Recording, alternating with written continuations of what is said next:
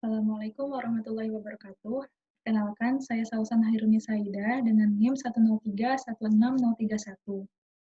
Terima kasih saya ucapkan kepada Bu Nana selaku dosen pembimbing saya dan juga para dosen penguji, yakni Pak Dani, Pak Sena, dan Bu April atas kesediaannya untuk mendengarkan pemaparan seminar tugas akhir saya yang berjudul Studi Pengaruh Polusi Cahaya Kota Bandung terhadap Kualitas Langit Malam di Observatorium Bosca serta Strategi Penanggulangan. Presentasi saya akan dimulai dari latar belakang, kemudian tujuan dan rumusan masalah, lalu ada tinjauan pustaka yang terdiri dari pemahaman dasar langit gelap dan kecerahangan langit, lalu masalah yang timbul dari pertambahan populasi, yakni polusi cahaya, dan bagaimana upaya penyelamatan langit gelap yang telah ada. Kemudian dilanjutkan dengan metodologi dan data, lalu timeline pengerjaan, dan terakhir sumber referensi. Ilmu astronomi memiliki banyak manfaat bagi manusia. Keberadaan objek langit menjadi penanda untuk manusia bercocok tanam, berpergian, dan mendirikan bangunan. Keindahan langit malam yang bertabur bintang juga dapat dinikmati secara psikologis oleh manusia, hingga dapat menjadi sumber untuk menghadirkan tanya, seperti yang disebutkan dalam salah satu kitab suci umat manusia. Maka, apakah mereka tidak melihat akan langit yang ada di atas mereka? Bagaimana kami meninggikannya dan menghiasinya, dan langit itu pun tidak mempunyai retak sedikit pun. Namun kini, 1/3 manusia di muka bumi tidak lagi dapat melihat galaksi Bima Sakti. Hal tersebut diungkapkan oleh Falky berdasarkan peta kecerangan langit malam yang dia terbitkan. Lalu, dari permasalahan polusi cahaya ini, apa yang bisa kita lakukan? Melalui tugas akhir saya akan memberikan gambaran kuantitatif pemakaian cahaya artifisial di Kota Bandung dan meninjau pengaruhnya terhadap kualitas langit malam di Observatorium Bosca, sehingga dapat menawarkan strategi penanggulangan masalah polusi cahaya. Adapun rumusan masalah, yang pertama ada apa saja kontributor cahaya artifisial dari Kota Bandung, kedua, bagaimana pengaruh polusi cahaya Kota Bandung terhadap kualitas langit malam di Observatorium Bosca, lalu ketiga, bagaimana strategi yang dapat dilakukan oleh setiap individu dari beragam latar belakang untuk mengambil bagian dalam menangani masalah polusi. Tinjauan pustaka. Apa itu langit gelap? Dalam konteks ini, langit gelap diambil dari kosakata bahasa Inggris, yakni dark sky, yang menurut Kamus Oxford merupakan kata sifat yang menandakan suatu atau terletak di tempat di mana kegelapan langit malam relatif bebas dari gangguan cahaya buatan. Untuk memahami konsep langit gelap yang identik dengan visibilitas objek langit, perlu dipahami adanya kontras atau perbandingan kecelangan antara langit latar belakang dengan kecelangan objek. Menurut Crumey, kontras dari pengamatan objek target didefinisikan sebagai selisih antara kecelangan objek dengan kecelangan latar belakang dibandingkan dengan kecelangan latar belakang tersebut. Kecelangan latar belakang juga dapat didefinisikan sebagai kecelangan di sekitar kecelangan objek. Ketika perubahan delta B berada pada ambang batas visibilitas yang mengacu pada kriteria tertentu, maka C juga disebut sebagai ambang batas kontras, yang mana pada saat itu kecelangan objek dihalangi oleh suatu layar, atau dalam astronomi, suatu objek dilihat melalui atmosfer, sehingga nilai kecelangan objek akan bertambah senilai B. Lalu ketika delta B sangat kecil dan mengacu pada kriteria tertentu hingga mencapai ambang batas visibilitas, maka objek langit akan menjadi tak dapat terlihat lagi.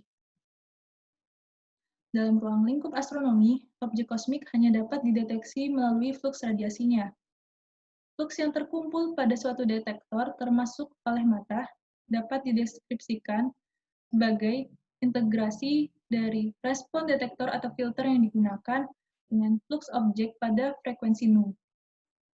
Pengukuran kecelangan langit secara konvensional dilakukan dengan mengevaluasi limiting magnitude atau magnitudo bintang teredup yang dapat dilihat oleh mata.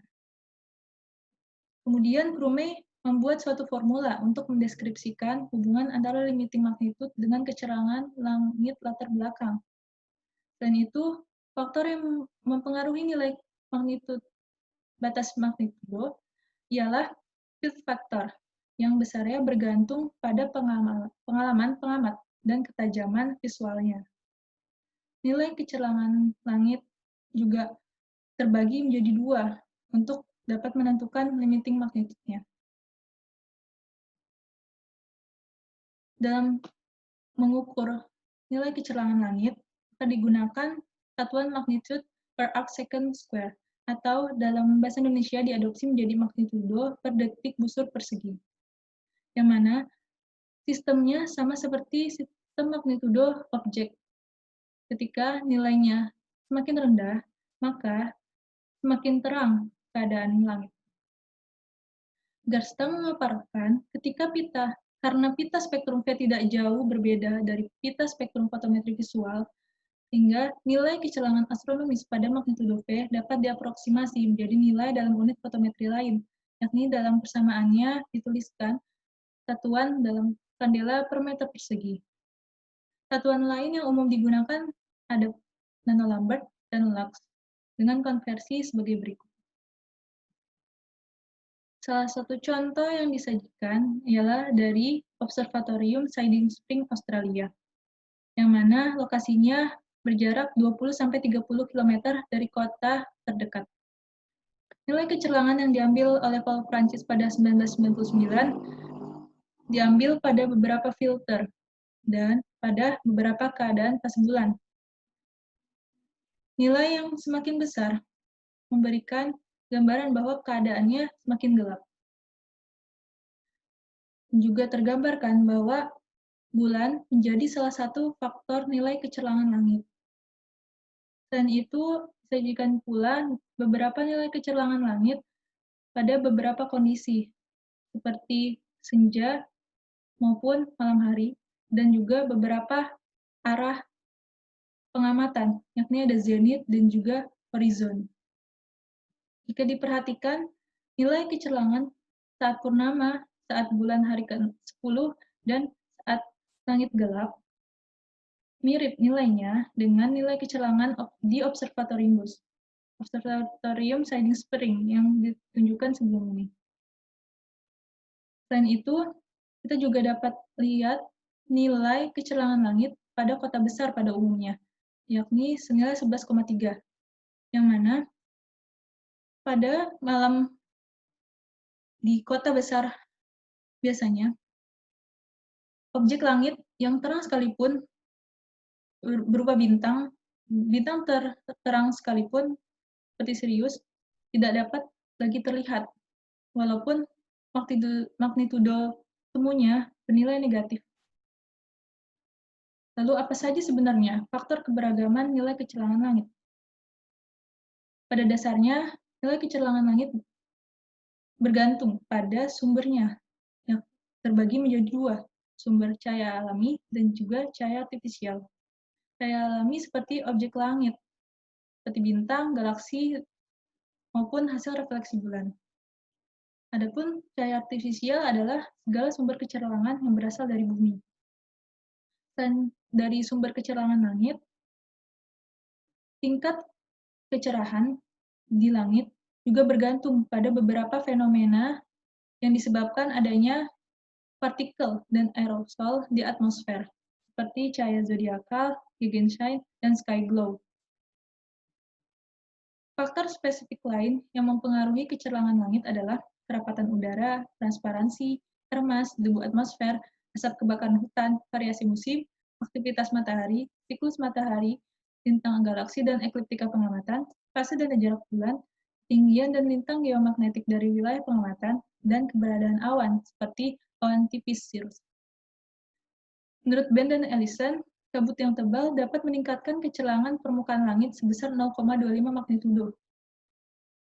Selain itu, jarak zenit juga menjadi salah satu indikator keberagaman nilai kecelangan langit dalam kondisi yang sama, pada waktu yang sama, yakni semakin dekat jarak ke horizon atau semakin besar nilai jarak zenit, maka nilai kecelangannya semakin meningkat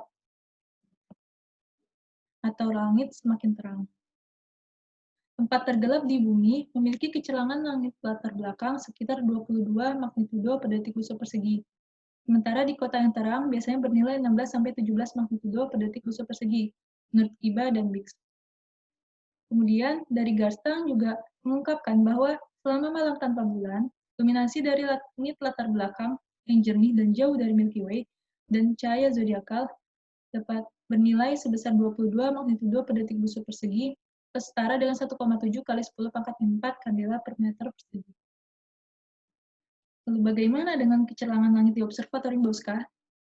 Observatorium Bosca yang berjarak sekitar 10 km dari kota Bandung, 9,5 km dari kota Cimahi, dan 1,2 km dari Lembang, telah diukur pada tahun 2011 kecelangannya oleh Az-Zahidi menggunakan CCD dengan filter P dengan hasil yang menunjukkan nilai sekitar 16,49 magnitudo per detik busur persegi, yakni yang diambil pada jarak zenit 23-74 derajat.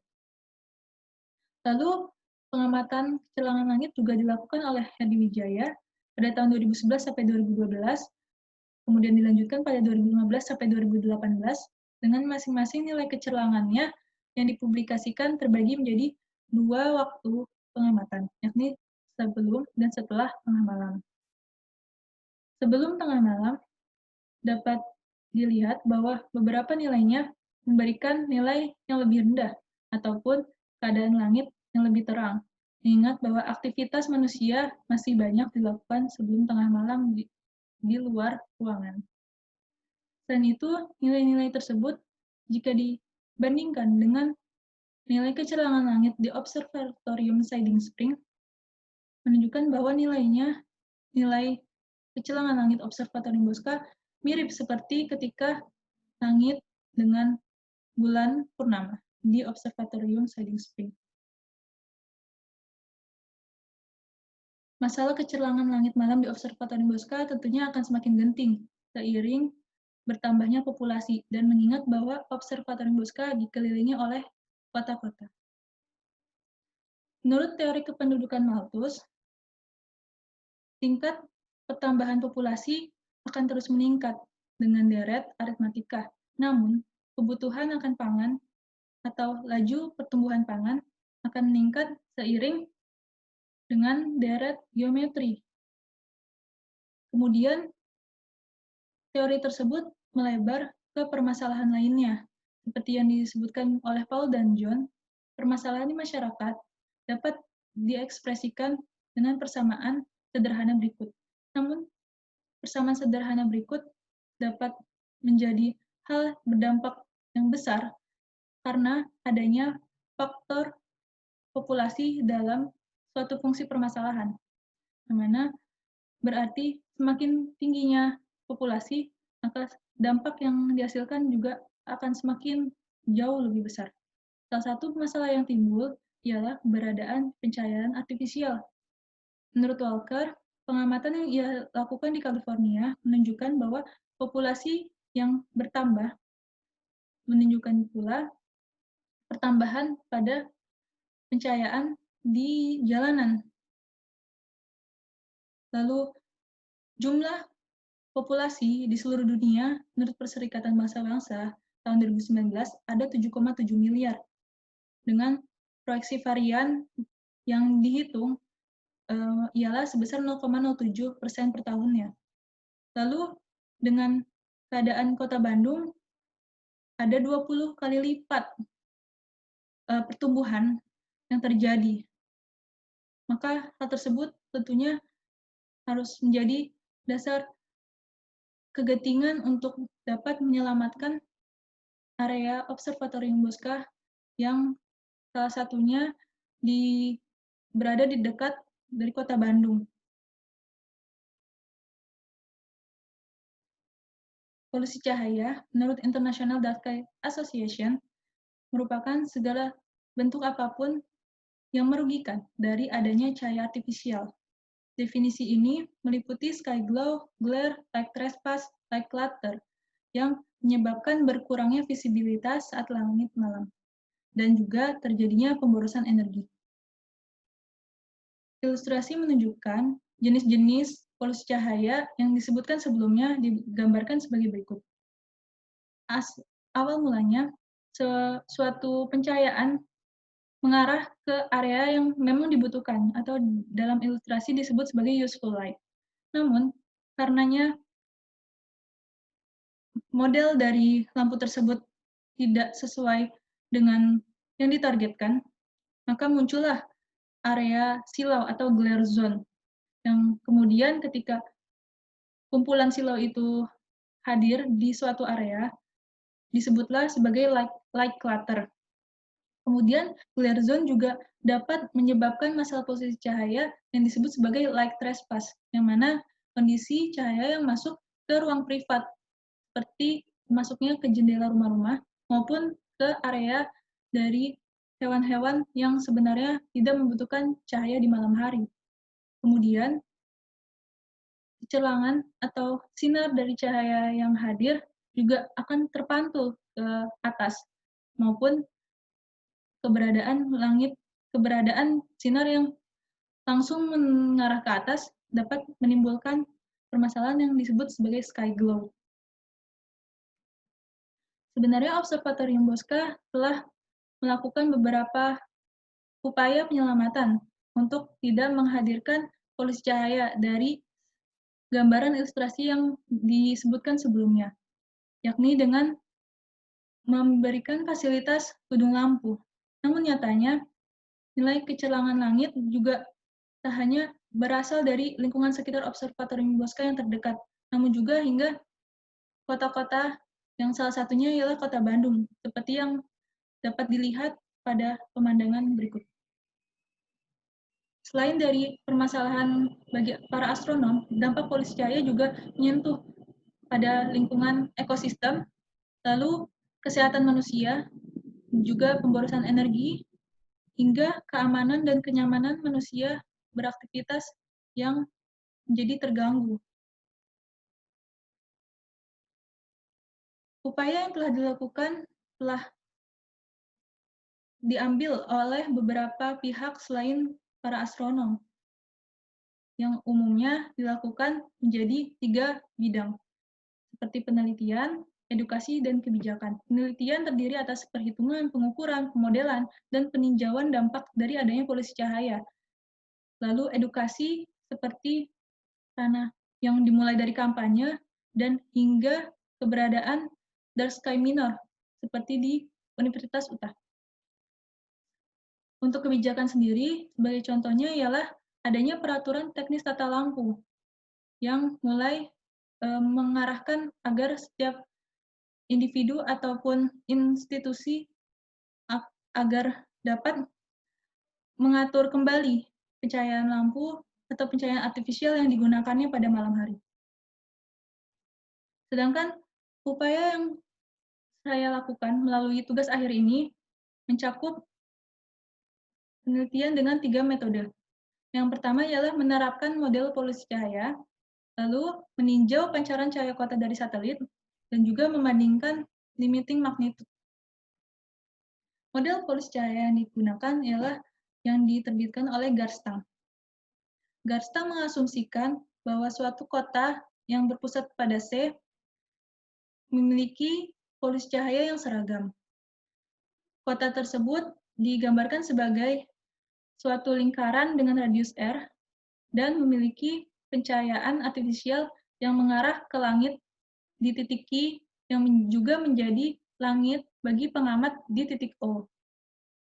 Selain itu, titik O sebagai suatu area pengamatan ataupun observatorium berjarak dari kota C sepanjang D dan ketinggian dengan notasi A. Kemudian, Garstang memberikan nilai intensitas cahaya kota yang merambat di atmosfer dalam arah C dengan satuan lumens per steradian dengan persamaan berikut. Nilai yang dihasilkan oleh Garstang berikut kemudian dia modifikasi kembali untuk nilai LP-nya. LP merupakan lumens yang dihasilkan dari satu kota tersebut dengan persamaan berikut, karena untuk mendapatkan nilai yang lebih mendekati dari kenyataannya. Selain itu, variabel yang diberikan oleh Garstang terdiri dari fraksi produksi cahaya, dimulai dari F yang dihasilkan oleh suatu lampu akan memberikan pencahayaan yang mengarah ke permukaan bumi dan ke arah atas. Untuk fraksi yang ke arah atas akan dinotasikan dengan F, sedangkan F merupakan fraksi yang mengarah ke permukaan bumi. Kemudian pencahayaan yang mengarah ke permukaan bumi akan kembali terpantul ke langit dengan fraksi cahaya yang dinotasikan dengan G, yang merupakan hasil dari distribusi Lambettian, dan nilai tersebut juga bergantung pada jenis permukaannya, apakah itu aspal, beton, ataupun tertutupi oleh salju. Dan pada percobaan Garstang, ia mengambil nilai 15% untuk G. Kemudian, model polusi cahaya Garstang juga dilanjutkan oleh Lampard untuk menerbitkan suatu simulasi polusi cahaya dari suatu kota terhadap pengamatan, yang mana pada persamaan tersebut ia memodifikasinya menjadi sebagai berikut. Berdasarkan ilustrasi, Lampard membagi nilai kecelangannya pada suatu garis horizontal, yang mana FHI mengarah ke permukaan dan FHS mengarah ke atas melebihi dari garis horizontal. Selain itu, nilai konstanta yang diberikan oleh Garstang berupa 2 dan 0,554 ia berikan karena hasil dari normalisasi, dari integrasi nilai intensitas yang mengarah ke atas tadi. Untuk menerapkan persamaan Garstang, saya juga akan melakukan modifikasi di variabel LP. Mengingat bahwa Garstang menerapkan lumens yang dihasilkan dari kota tersebut berupa seragam, saya akan mengambil pemahaman bahwa satu kota tidak hanya memberikan nilai intensitas yang sama, melainkan ada beberapa sumber kecelangan atau sumber cahaya artifisial yang memberikan nilai kecelangan yang lebih tinggi, seperti dari fasilitas umum ataupun fasilitas lain yang digunakan oleh sebagian orang saja. Sehingga pada opsi pertama, sumber cahaya artifisial selain bangunan hunian, yang bangunan hunian diibaratkan sebagai L seperti yang Garstang berikan, akan menjadi faktor pertambahan pada variabel LP, persamaan Garstang. Kemudian totalnya dibagi terhadap jumlah populasi, sehingga sesuai dengan definisi LP yang dimiliki oleh Garstang tersebut. Sehingga ketika satu orang mengeluarkan lumens, ia tidak hanya bertanggung jawab dengan penerangan yang ada di rumahnya, melainkan juga hasil dari rata-rata fasilitas umum yang menghasilkan cahaya artifisial, seperti hotel, pusat perbelanjaan, rumah sakit, ataupun jalanan dan kendaraan sekalipun. Yang kedua, sumber cahaya artifisial selain bangunan hunian akan dihitung sebagai faktor pertambahan saja dari keseluruhan persamaan Garstang. Adapun data yang akan digunakan untuk menerapkan model polusi cahaya Garstang terdiri atas data demografi dan juga kontributor cahaya artifisial. Untuk data demografi yang berkaitan dengan persamaan disajikan sebagai berikut. Lalu untuk data sumber cahaya terdiri dari bangunan hunian, fasilitas umum seperti hotel, rumah sakit, dan kawasan wisata, lalu penerangan jalan umum, papan iklan, dan kendaraan bermotor. Salah satu data yang diasumsikan ialah papan iklan, yang mana diasumsikan bahwa sepanjang jalan di Kota Bandung yang bernilai 1172,78 km, terdapat satu papan iklan di setiap 2 kilometernya. Dan itu asumsi juga ke depannya akan diterapkan untuk dapat memberikan nilai untuk masing-masing sumber cahaya yang terbaru, yang mana asumsi dilakukan dengan menerapkan rasio terhadap data demografi yang terbaru ataupun melakukan ekstrapolasi data terhadap uh, informasi pada tahun-tahun sebelumnya. Kemudian asumsi juga akan diambil untuk nilai kecelangan. Pada kasus ini akan digunakan nilai kecelangan dengan satuan watt ataupun disebut sebagai daya. Untuk masing-masing sumber cahaya artifisialnya meliputi nilai sebagai berikut. Nilai ini diambil dari komoditas pemakaian cahaya artifisial di pasaran di Indonesia. Dan itu asumsi juga diterapkan untuk beberapa opsi waktu, yang mana berdasarkan pemahaman bahwa tidak seluruh pencahayaan akan berada di luar ruangan, akan digunakan manusia beraktivitas di luar ruangan selama malam berlangsung. Kemudian, dari penerapan model polusi cahaya juga akan ditinjau data radiasi polusi cahaya dari satelit yang diambil dari website Radiance Light Trends. Website ini dikembangkan oleh KIBA berdasarkan data pengamatan satelit DMS-PLS yang kemudian dilanjutkan oleh SNPP FIRST. Nilai kecelangan atau radiasi yang ditangkap akan berada pada satuan nanowatt per cm persegi steradian.